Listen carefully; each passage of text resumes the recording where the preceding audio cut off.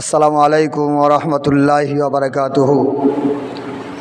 সম্মানীয় ইউটিউব দর্শক ভাইদেরকে আজকে আমার এই বক্তব্যের ছাত্র হাবিবুর রহমান একটা নতুন আপডেট নিয়ে আসছি আপনাদের সামনে। আমির হামজা বা মিজানুর রহমানের কণ্ঠে সেই আকর্ষণীয় মন মাতানো গল্প আপনাদের কাছে পরিবেশ করে শুনবেন। যদি ভালো লাগে আপনার দয়া করে একটা লাইক দিন। আসসালামু আলাইকুম ওয়া রাহমাতুল্লাহি ওয়া বারাকাতুহু। হাজারো বেতারের তোমার কোলে ফিরে আসনি